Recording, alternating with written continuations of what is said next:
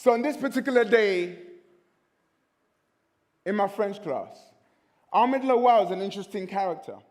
Ahmed was the smartest kid in my year group. He was well-dressed, well-behaved. He knew the answers to every question, even before the teacher asked the question. He got A's in maths, A's in science, A's in English, even an A in breathing. I hated him. But I loved him at the same time, because there was a part of me that secretly wanted to be like Ahmed. Because that day he was having a fluent conversation with my French teacher in French. Were we not both in the same French class for the last 2 years? What was I doing? What was he doing? How come he's clever and I'm not? How come he gets all the answers and I don't? How come it takes him a day to get the work done and 3 months later I'm still trying to figure out how to start?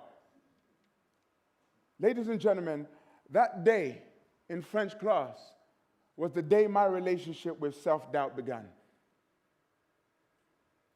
I don't know if you've ever been around people who are smarter than you, better than you. And in your mind, you feel like no matter how hard you tried, there was no way you were going to catch up.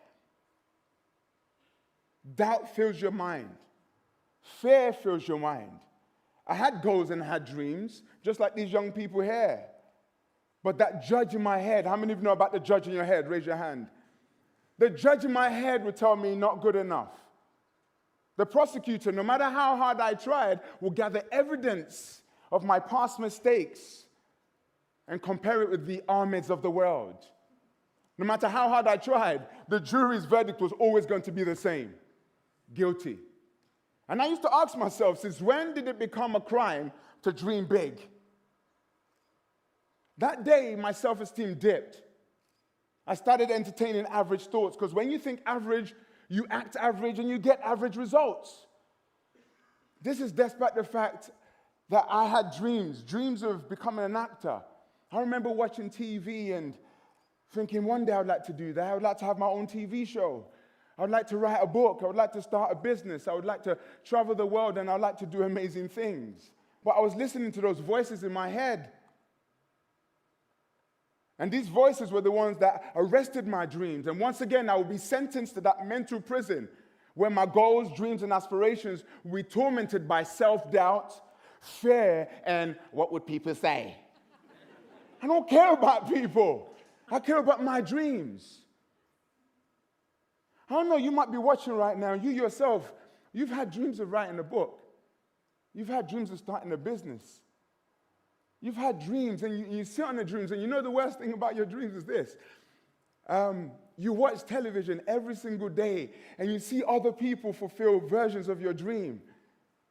And it doesn't get easier, it gets worse, and it gets worse. You know, I would watch TV, and I would say to myself, you know, one day, you know, I enjoy my life right now, but there is a chapter of my life that I just wish I would have allowed my 16-year-old to just fulfill. And that's the dream of becoming an actor, you know, and I'm still doing it. But the reason why I get like this is because it's unfair for you to have dreams and not give them life.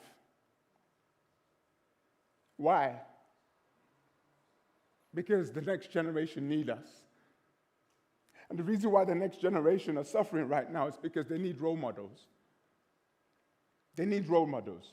How I wish at that point in time, someone could pull me to the side and say, hey, you see these dreams you've got? It's okay. And you see these voices in your head? They're okay as well. Just move in spite of those voices. Just go, do it. You'll be okay. I continue to compare myself with the Ahmeds of the world. And ladies and gentlemen, in the preparation of this speech, I discovered that the insecurity I had at 16 just grew with me and became more sophisticated. I was like, oh, so that's why I've got book titles in my laptop, 10 book titles, and I've only launched one. Ideas for movies, and I only speak about them. How I wish someone could have helped me. But everything kind of changed for me the day I heard a speech by a motivational speaker called Les Brown. See, Les Brown was one of these American motivational speakers. How many of you have heard any one of them? Raise your hand. You know, tall, dark, handsome, big persona. And he had a big booming voice as well. And in his speech, he said, you don't have to be great to get started, but you have to get started in order to be great. I was like, you are? So first of all, I had to unravel what he was saying. And then when I unraveled it, I said to myself, oh, so you mean I can get started on my dreams in this dumbness mode, in this mode of insecurity? You mean I can get started? And he went on to say that no matter where you are, all of us, everybody watching right now, we've got greatness within us. And if we're hungry enough, we can unlock it. We can unlock it. We can unlock the dreams. And I'm happy to say, since listening to Les Brown, I've been able to start my business motivating young people across the nation. I've been able to write a book. I travel around the world. But the only thing I've got to do now is the acting one. See, I'm kind of happy now, but the story is not the same for the next generation, our young people. You see, in the last 20 years of being a motivational speaker, I've traveled the world seeing kids and helping them, from primary school kids to university graduates.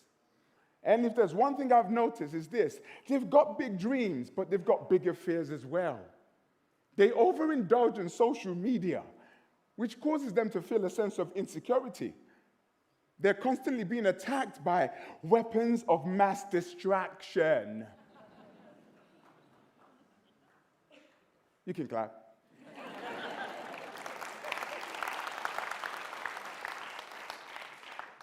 We know the problem, and we definitely know the solution. But my question is this: what are we going to do? What are we going to do to help this next generation? So what is that dream you've been hiding? And who are the people that told you you can't do it? Have you noticed? The people that told you that you can't do it, they're not doing anything with their lives. They're scared as well. But when they see you fly, they try to pull you back. Why? They're scared that if you fly, you will expose their weakness. Misery loves company. Ain't nobody got time for that.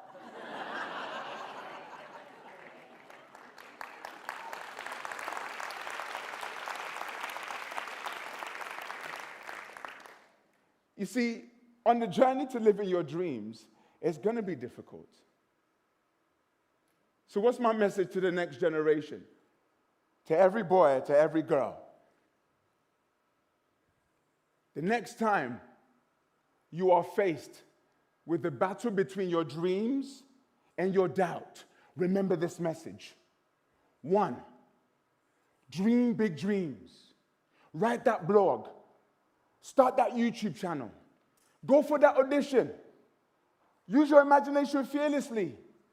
2, act now. Because now is all we've got. Now is all we've got. Stop wasting time on social media. Stop wasting time on gaming. Stop wasting time with negative friends. Remember this quote that I heard? Yesterday is history. Tomorrow is a mystery. Today is a gift. That's why we call it the present. I got it from Kung Fu Panda.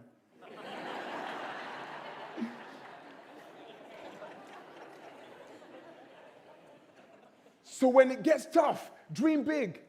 Act now. Never give up. I wrote 800 letters to 800 different schools. Only 2 people replied. I kept trying. Watch this. It's a battle. And there's no battle without bruises. There's no effort without error. You will get bruised. Just keep trying.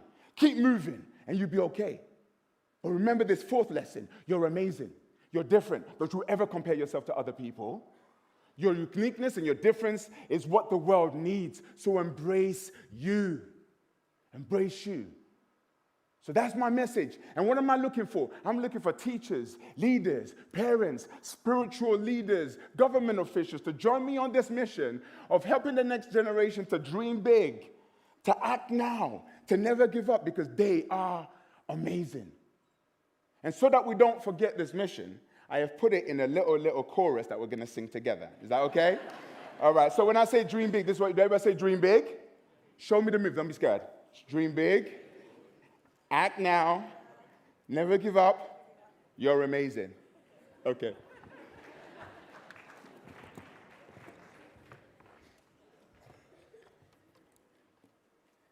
I dedicate this song, and I want us to make this song the anthem of the next generation.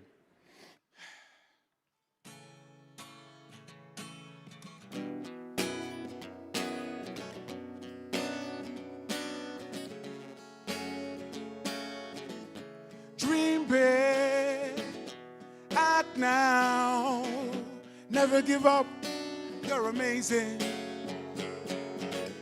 Dream big, act now, never give up, hey, you're amazing.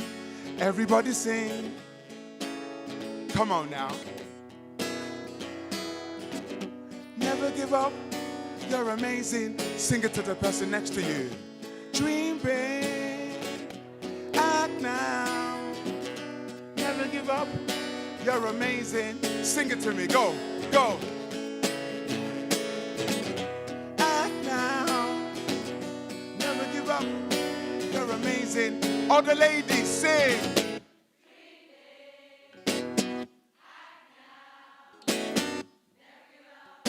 You're amazing. All the men sing.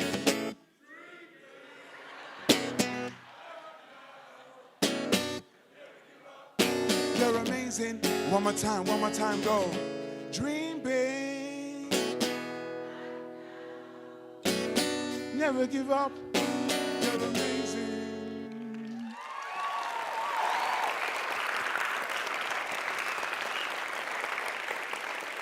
So,